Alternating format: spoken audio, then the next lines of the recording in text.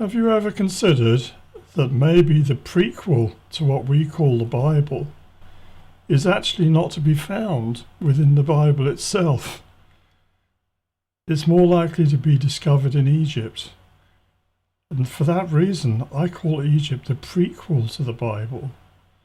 Because, to be honest with you, the Bible, which we like to study and is the basis of Western religion and culture, actually only really begins in chapter 10 of Genesis. Before that, what we have is mythology, and it's only skated over. But if we really want to know more about it, we have to look at Egypt, and we need to understand that Egypt is the underpinning of the Bible. For after all, did not Moses come from Egypt? And did not the Israelites?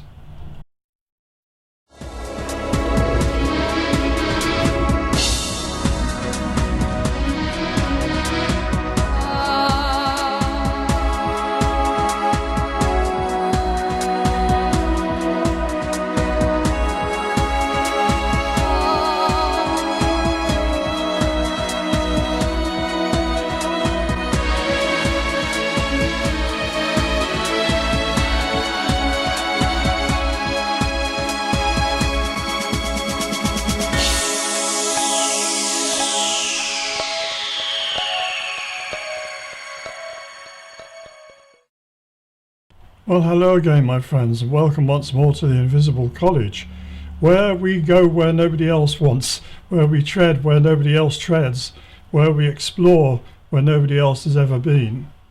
And I think you're going to enjoy this lecture, which is about Noah's Ark.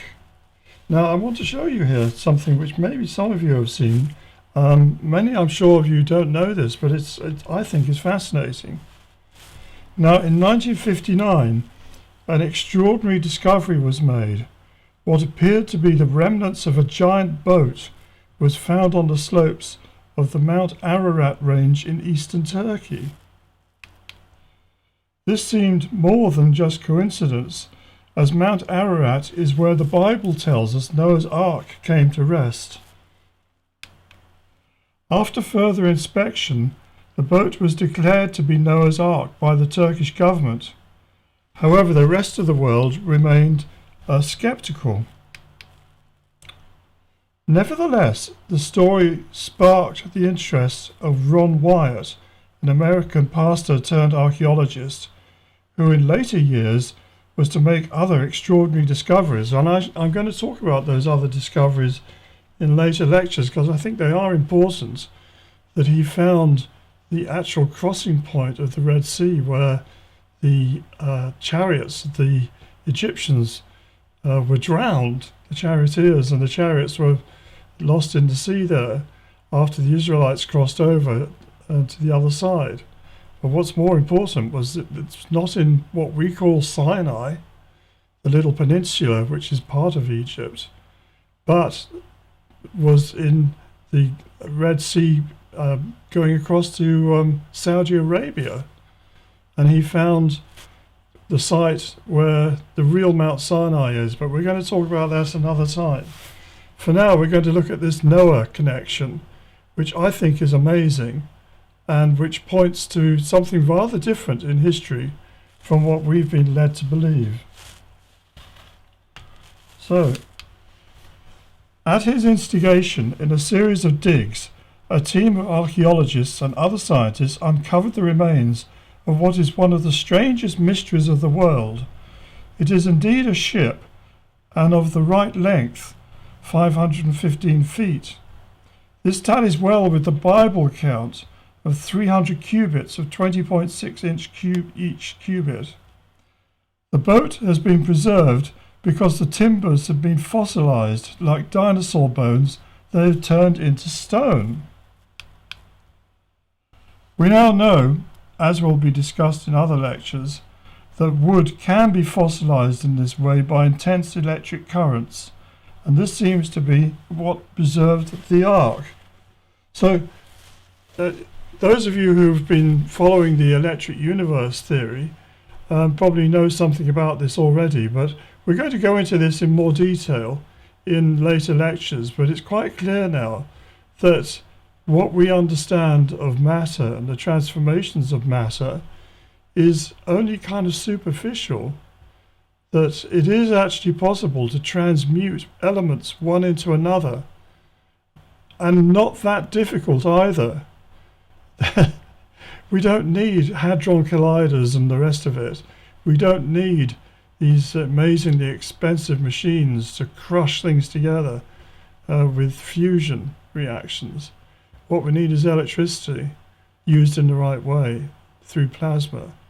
But we'll come to that in later lectures, because there's a lot of work going on that most people don't know about. And it's highly relevant to the story of our past and to the story of this planet Earth on which we find ourselves. Anyway, we now know, as will be discussed in other lectures, that wood can be fossilized in this way by intense electric currents. This seems to be what has preserved the Ark. If you want to know more about this subject, I'll put in a link below to a lecture delivered by Australian explorer and alternative scientist Peter Mungo Dupe. Now, I'd love to meet Peter Mungo Dupe. I've watched his lectures, and he's done quite a few of them you'll find on YouTube, and I'll give you some links below so that you can have a look for yourself. But the idea that petrified wood is just a log sinks into the mud, and then for some reason the carbonaceous, is that the right word, properties of the wood disappear, and it gets replaced by silica and becomes a fossil. Well, it's only a theory, you know. You might think, well, yeah, but it has to be like that. But what if the wood itself turns into the silica? What if that is possible? And this gentleman has shown examples of where this has actually happened. Now, I used to actually have a piece of petrified wood. I can't find it. I was hoping to find it for you, which I brought back from Egypt quite a while back when I was out in the desert there. I just found, there was lots of it lying around. So obviously there was wood growing there some time in the past, which has been similarly petrified. And this is something that needs to be considered. But that's another lecture for another time, and we'll go into that then. Right. Now, you won't find this subject discussed in the mainstream, but I highly recommend his work, that's Peter Jupp, on all aspects of fossilization. It explains the process, fossilizing not just trees, but animals too. Yeah. So let's for now put aside our natural skepticism and accept the story as essentially true. That's the story of Noah's Ark. However, there's clearly a metaphorical element too. It is impossible to believe that, even if he wanted to, Noah was able to collect a male and female of every species of animal, let alone plants. Yeah, you remember the story, the animals go on 2 by 2. I think it was a song about that.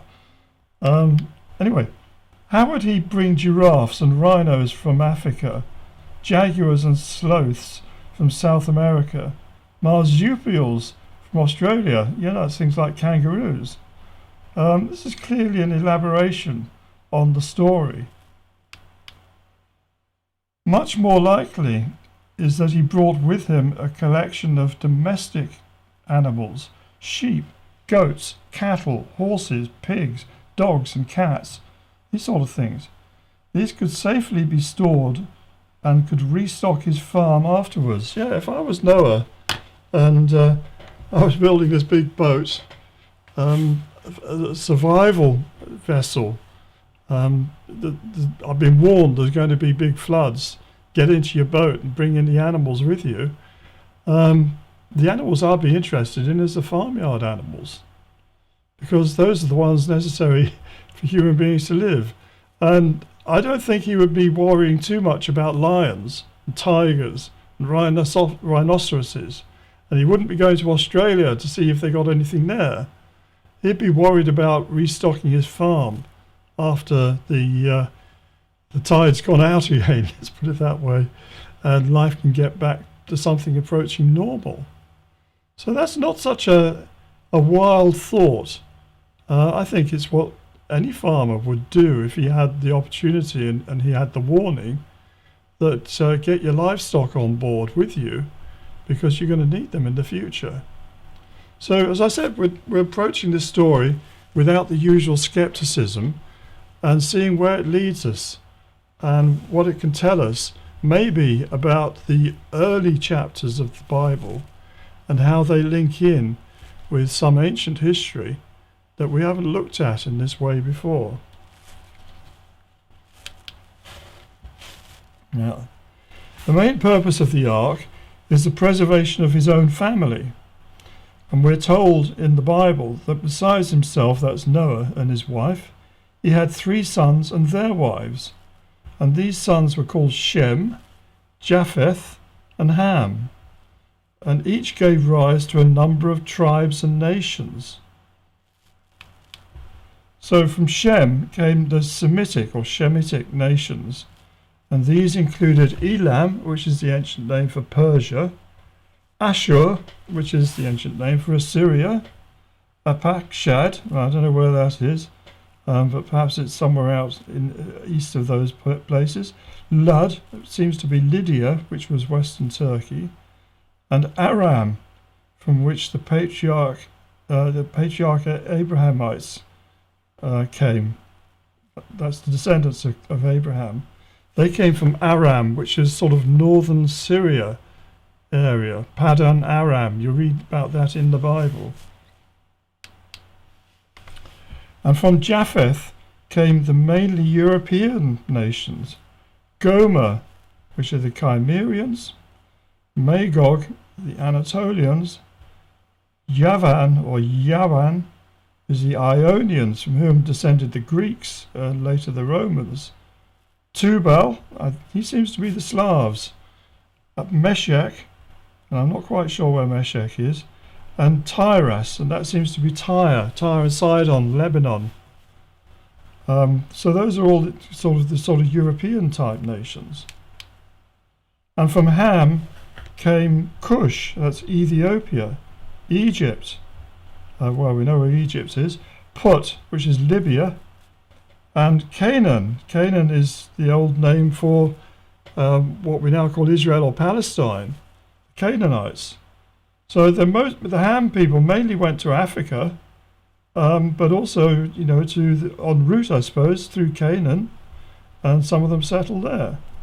And they went down to Sheba and places like that, and southern Arabia. So we have these migration stories, and we're going to consider just one of them in this lecture, which is to do with Egypt, who descended from Ham. Now, before you're thinking that the Hamites, well, they're all black, aren't they? Well, no, they're not. All these 3 sons are all sons of Noah and his wife. They're full brothers. So they're all the same race, and they're all white. That there were already black people in Africa, and not everyone, it's quite clear, was wiped out by the floods. Noah survived in his ark. We have tales you'll find in Mexico and Central America about people who went up in the mountains there and then repopulated. And you'll find the same thing in other parts of the world. So it's quite clear that the great flood, so-called, of Noah didn't wipe out everyone in the world except for him and his family. There are other survivors too, and those would have been in other races. And over time, they would have mixed together again. And so you have, in Egypt, you had a mixture of different peoples to give you what would become the modern Egyptians. So the next big event in the Bible is the story of the Tower of Babel, i.e. God's gate. That's what Babel means, Bab-El.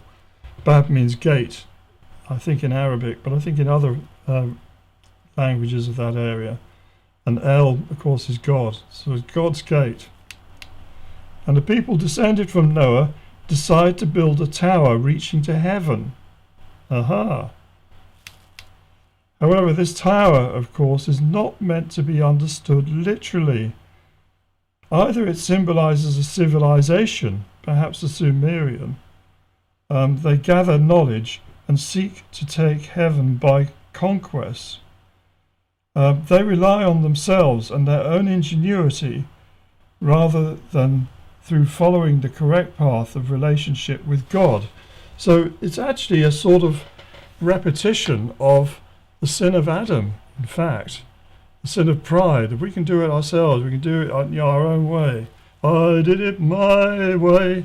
That kind of approach, which is actually very much the modern approach, that we're the only intelligent things in the universe as far as we can tell.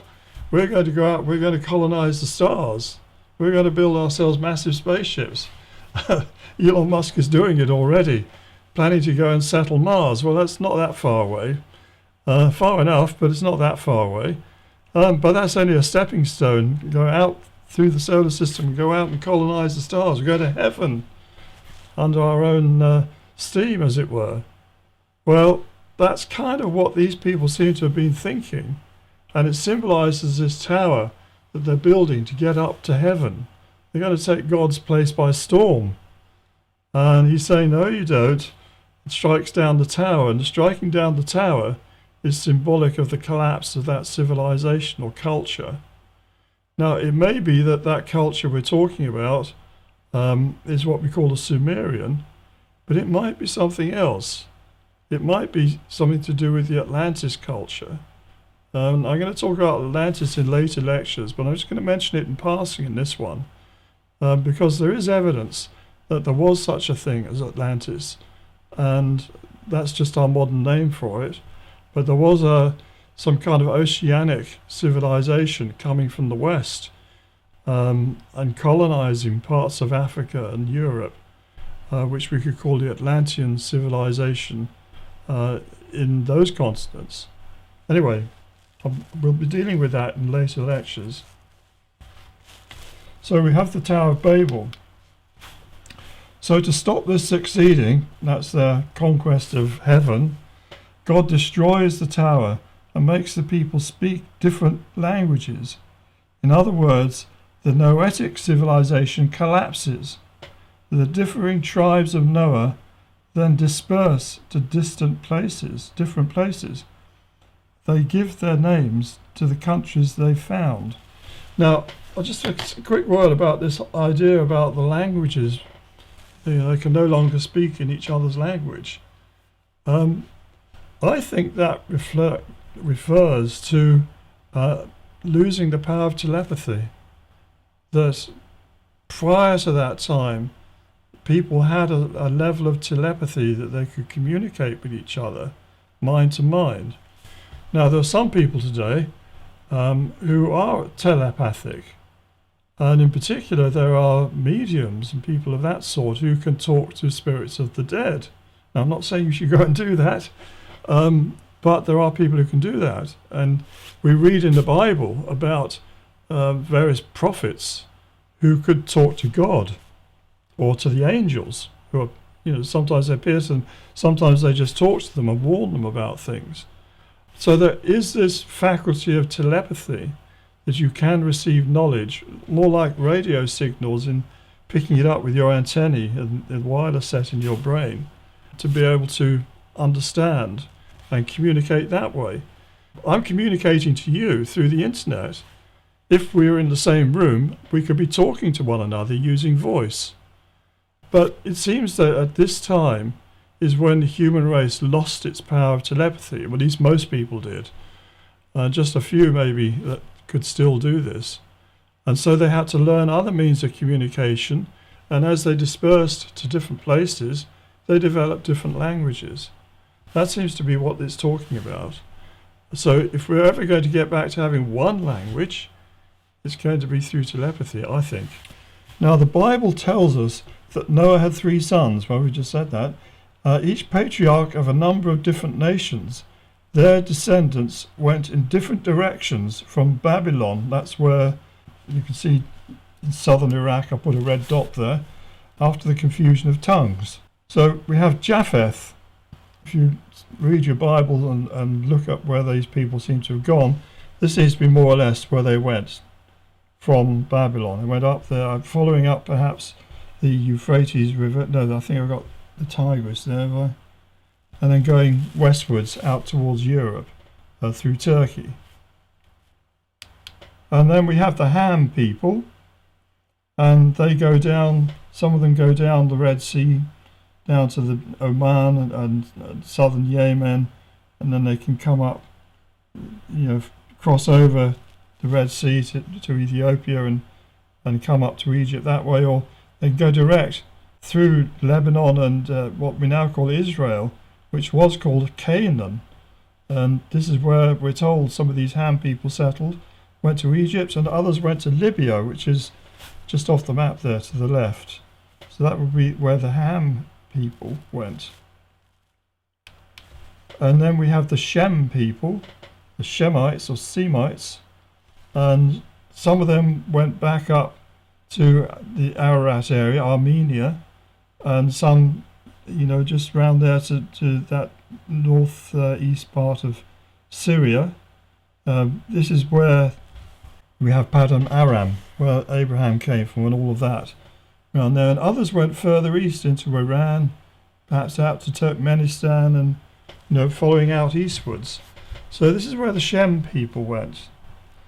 This is what we're told in the Bible anyway. And for now, we're just going to take it at that. We're not going to say, well, I don't know what they're talking about. We've done DNA and it doesn't fit with that. La-di-da-di-da. We're looking at this from the point of view of what the Bible says and seeing how that fits with other information.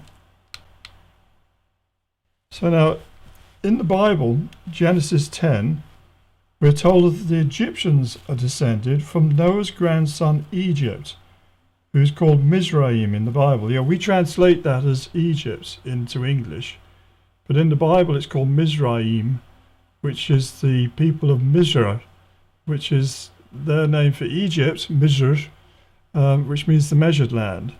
So the measured land people, the Mizr, the Egyptians, their sons descended from Ham, they go to Egypt.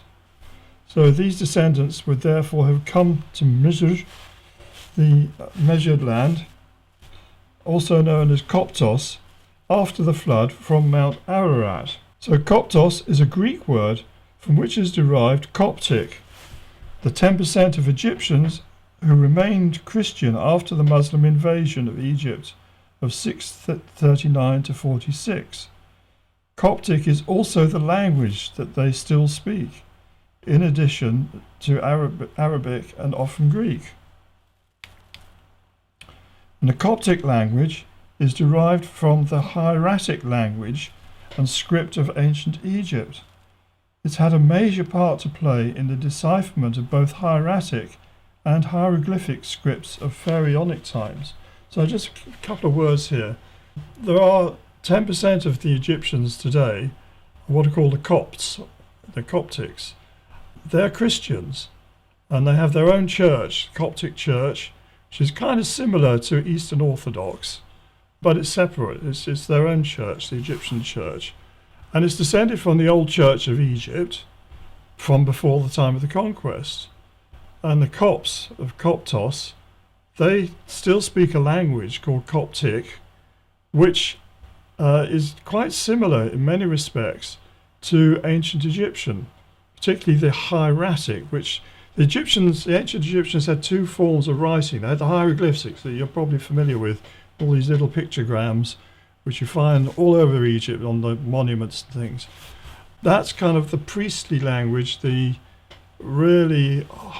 takes a lot of time to either paint those symbols or carve them into stone.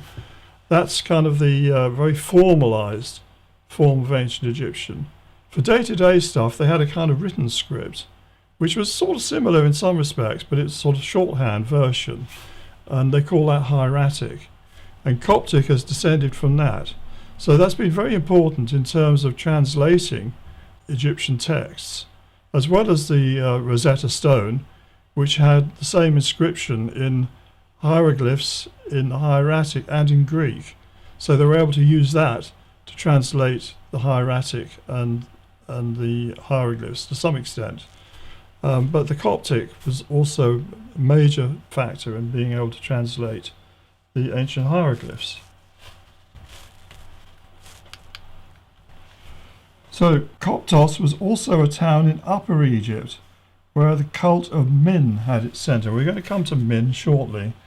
A very interesting god and very central to what we're going to be talking about here. Now the Egyptians had a number of different names for the primary creator god. That's the one who, a bit like we would consider God the Father in Christianity, who's the original creator of everything.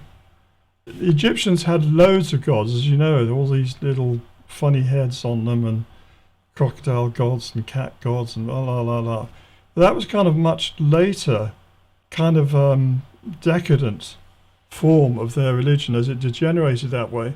Or you could look at it that those are more like kind of local saints. Now I know that some of the people listening here, you probably think, oh well, we don't do saints.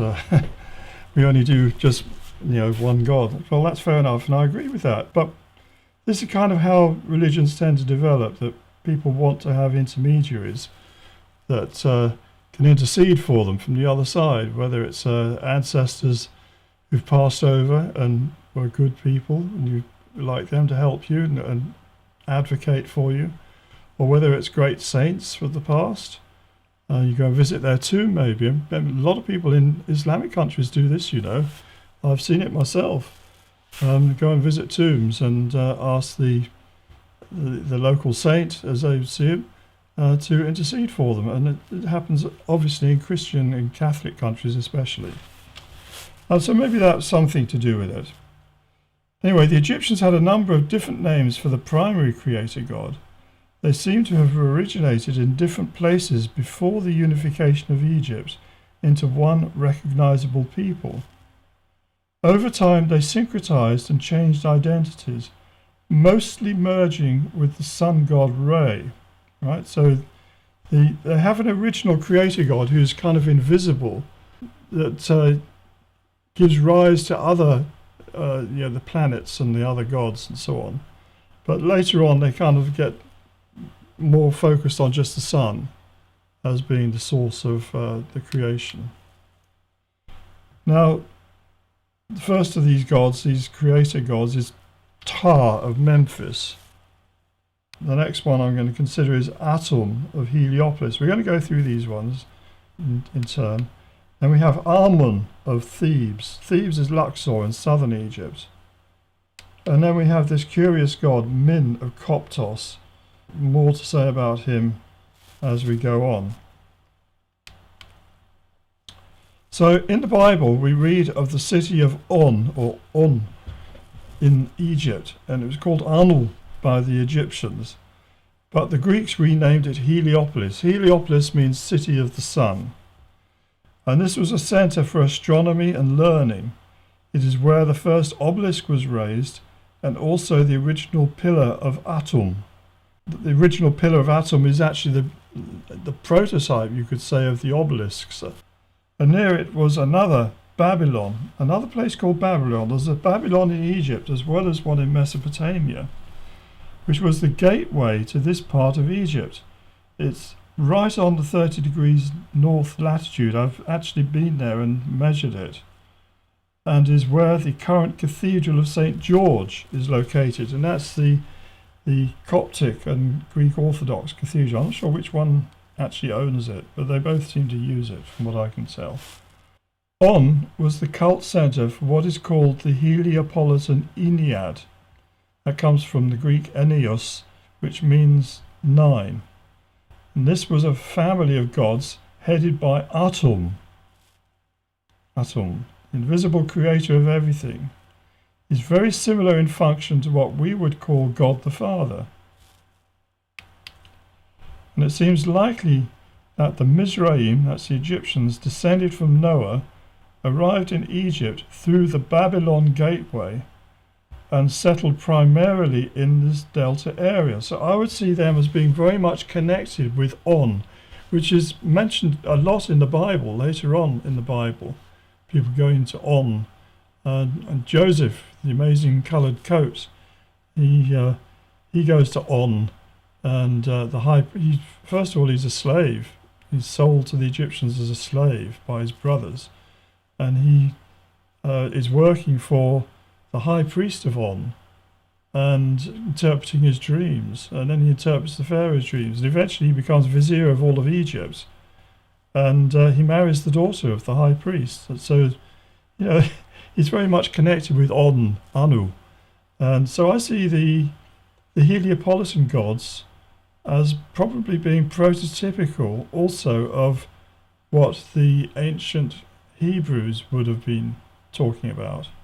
Different names perhaps, but they would have known about these people, or these gods. The name Copt for the ancient Egyptians is said to derive from Hutkaptah. I don't know if I pronounced that right. Hutkaptah, mansion of the spirit of Ptah. And there you can see him. He's actually associated with craftsmen because he's the creator god. Craftsmen tend to pray a lot to him. And the mansion of Ptah refers to both Memphis, the ancient capital of Egypt, and also to Egypt as a whole. Memphis is just below the junction of where the Nile branches out. You have it coming down as one stream from the south, because it's flowing northwards, and then it branches out into different tributaries going to form the delta. And Ptah is almost certainly the original creator god of Egypt, or at least of this part of Egypt. The people living in Delta Egypt before the arrival of the Mizraim sons of Noah would have regarded him as the high god who created everything. So I think he's more of an ancestral, aboriginal god, as it were, of the ancient Egyptians, much older, or maybe not in conception, but certainly in introduction, compared with the Heliopolitan gods, who I think were brought in by the Mizraim. And in time, his cult merged with that of a hawk god, Seker, who presided over the enormous graveyard complex of Saqqara, which served Memphis. So the kings and noble people of Memphis, perhaps other people as well, were buried at Saqqara, where there's huge graveyards. There's constant excavations going on in Saqqara, and they're finding new things there all the time, and who knows what else is buried under the sand there. So there we have the Mizraim. The migration of the tribe of Noah's grandson Mizraim is clearly only part of the story of the origins of the historical Egyptian civilization. The sons of Egypt, Mizraim, seem to have mixed with other survivors of the catastrophe we call Noah's flood. Besides the indigenous population, there were other people who came to Egypt from the west. Let's call them the Atlanteans. And we'll discuss the myth of Atlantis shortly. Well, actually, we'll do it in another lecture, I think, rather than in this one. And still others came up the Nile Valley from Africa. And these latter were of the black race, identifiable in later times as Nubians. So Egypt is a bit of a melting pot where different peoples from different places gather together to create a new civilization after the flood. And there were two creator gods in particular who are chiefly associated with Upper, which is to say southern Egypt. So Upper doesn't mean northern, it means southern Egypt, from where the Nile flows. That's why it's upper, higher up. The Nile flows downwards. Obviously, it flows like any river. It's going to flow from higher levels to lower levels. And the first of these is Amun. In many respects, he was the southern Egyptian equivalent of Atum in the north. Both Atum and Amun were considered to be the invisible yet highest god. Both were later syncretized with Re, the sun god, so you end up with Atum Re and Amun Re. So there's the syncretization joining them up together. So there we have Amun. And the second was Min of Coptos. And he's always shown with an erect phallus. I expect you noticed that. that he grips with his left hand. This is because, now forgive me here, this is because he's in the act of masturbating. Now don't be shocked, it's symbolic. It's a shocking idea to us, but to the ancient Egyptians it was how creation came about. It is frequently thought of as a fertility god. However, this is not the case. Now, it's not meant to be symbolizing your fertility or helping, men who can't do it to get, a bit more wood, or ladies to get pregnant. It's not to do with that. He's a very ancient god, and again similar to Atum in the north and Amun in Thebes. This idea of God masturbating is in order to create offspring. It is recorded in the pyramid texts.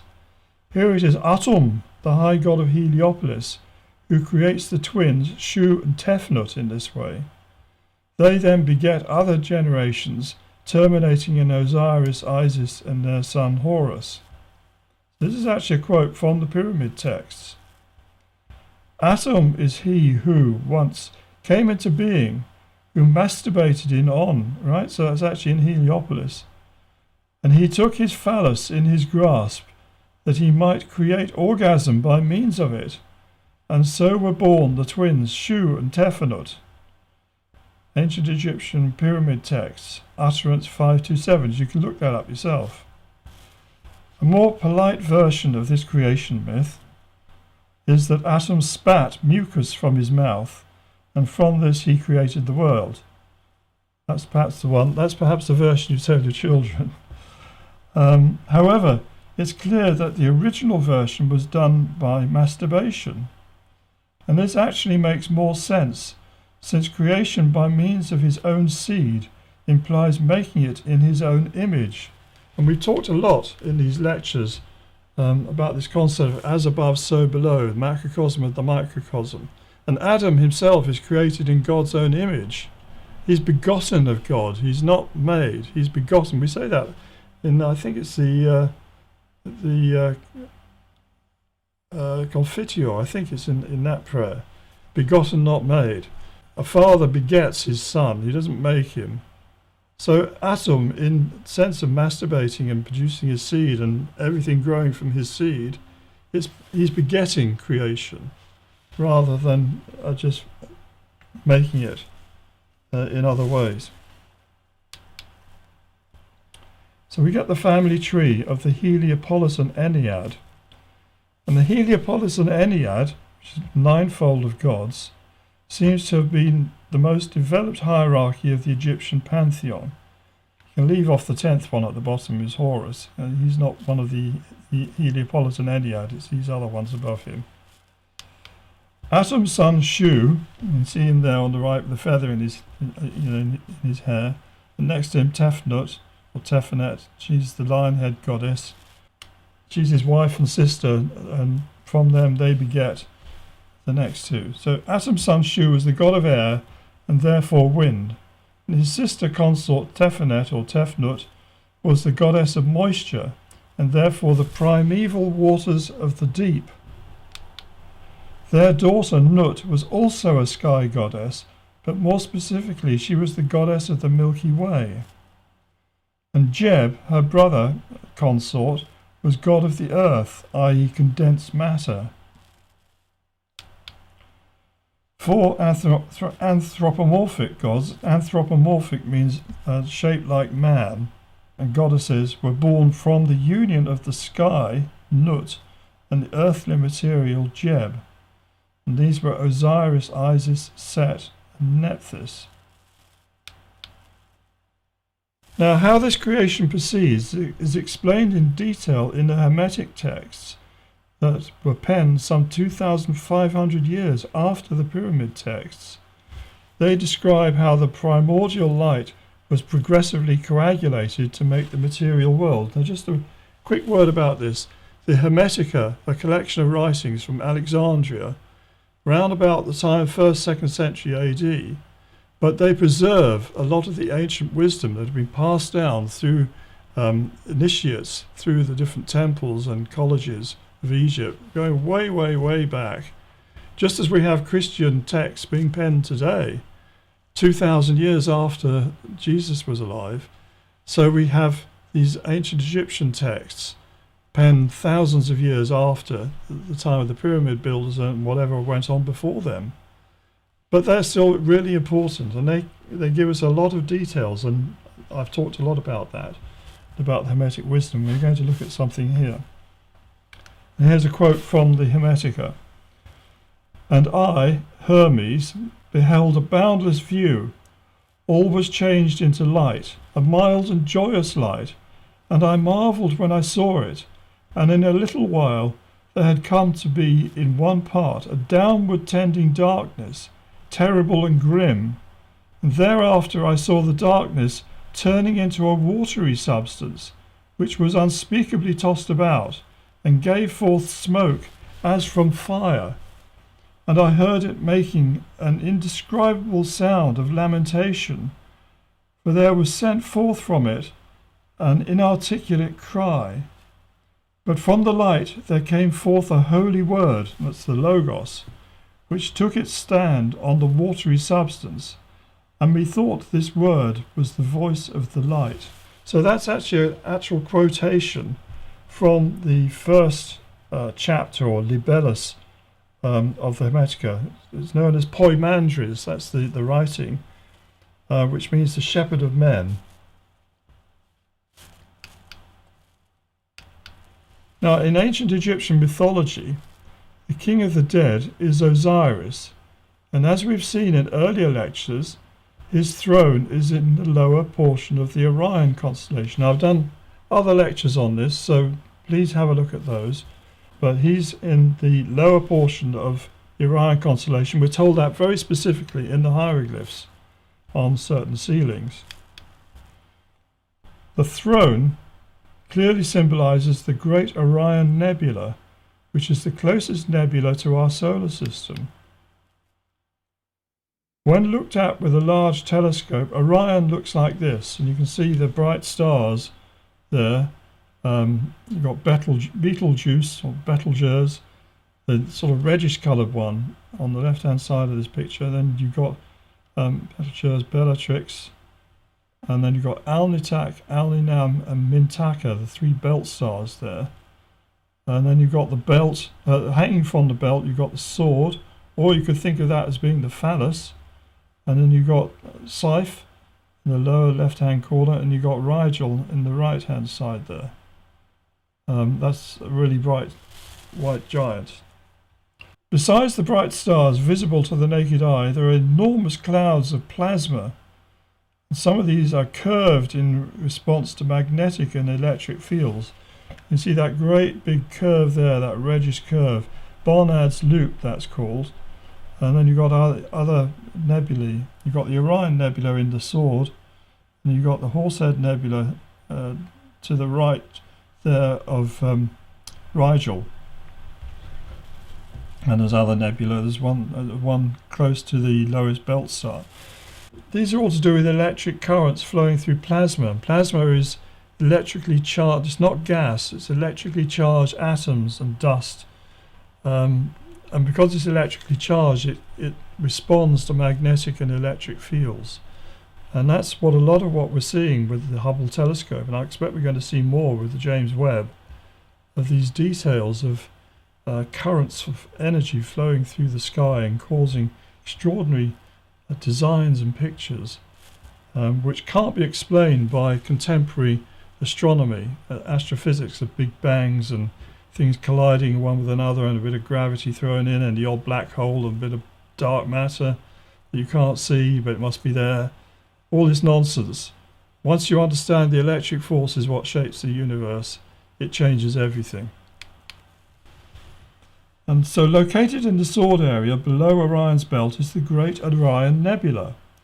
It is the closest and brightest nebula in the sky. And on a clear night, people with good vision can see it with the naked eye. And we can see it more close up. So there's the darkness all around, that was in the Hermetica, is a reference to the expanse of outer space at night. Yeah, so you look at the night sky and apart from a few stars, it's really dark, unless the street light's blocking it out. But mostly, if you go out in the really country districts where there's not a lot of light around, light pollution, you see it's a really dark sky. Even better out in the desert. Anyway, the darkness turning into a watery substance, that's also in that Hermetica bit I was saying, seems to be a reference to the misty clouds of the Great Nebula of Orion. We've got all this watery substance here. And the nebula does look as though it is being tossed around and is giving off clouds of smoke and dust.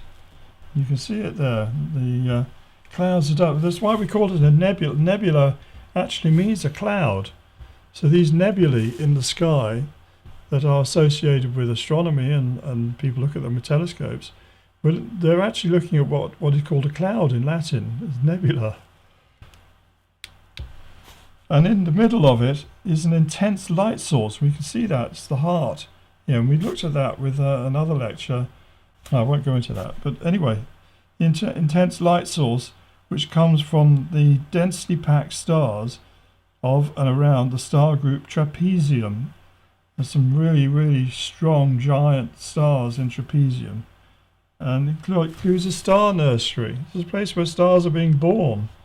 So we could think of this as being what God has ejaculated, and it's condensed, and it's, this is where his seed is. Metaphorically speaking, it's a place of birth of stars, it's a place of intense power and energy. Now when we look at Orion as a graphic figure, he's usually drawn something like this, Orion the Hunter. And I've marked in where the nebula is, the Orion Nebula. And the Greek Orion, the Great Orion Nebula is in the stars representing his sword. However, Orion can also be drawn as a naked man. In this case, the sword is his erect phallus. It does. I know it's hard to visualize in this picture, but if you think his belt is up there around his hips, where that sword is pretty much where his willy, his John, or whatever you want to call it, would be. And this Orion Nebula represents his testicles. It's in the bottom of the sword there, or creative power to give forth seed. So that's kind of where the seed is coming from, is from the Orion Nebula.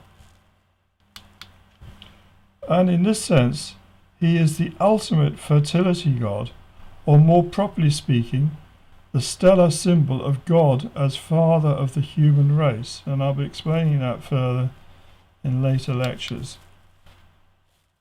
So turning back to the Egyptian god Min, it is clear that he too represents Orion. He grips his phallus as though masturbating, i.e. ejaculating his seed, from which not only the other gods but also the human race is to be born. This is him creating. And like Orion, he's got an upraised arm. Now if I go back here, you can see how Orion has this upraised arm holding a club. If we go forward to the Min, this supports a flail rather than a club, that's his arm.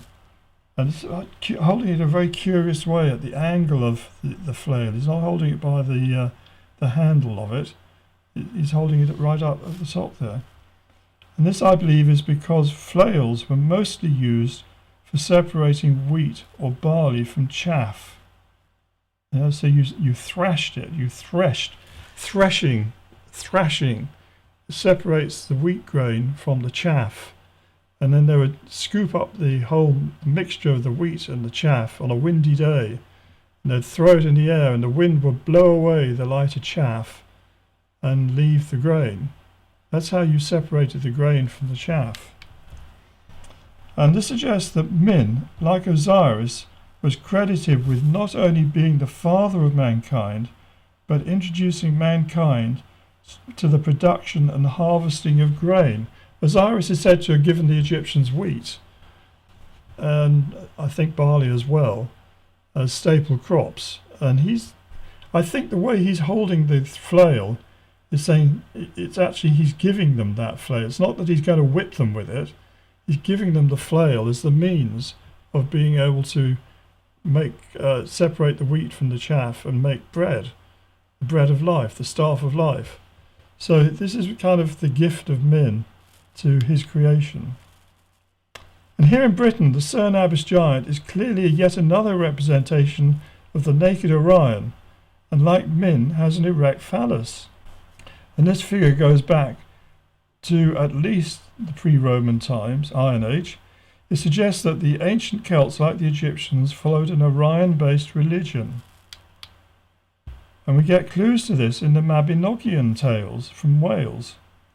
In these, Pwyll becomes friends with Arion, king of Annwn, the realm of the dead. Arion is Welsh for Aaron, both being derived from Orion. So you have this Aaron, this Arion, who's the king of Annwn. Annwn's the invisible world, the islands of the dead. It's where the dead go to. And he's the king there. And he has dogs, actually, in the Mabinogi tale. Just as Orion has dogs. There's the great dog, Canis Major, and the lesser dog, Canis Minor, who follow him. So they're both derived from Orion. And the hero knight from the Arthurian times, Urien Reged, is also based on Orion mythology.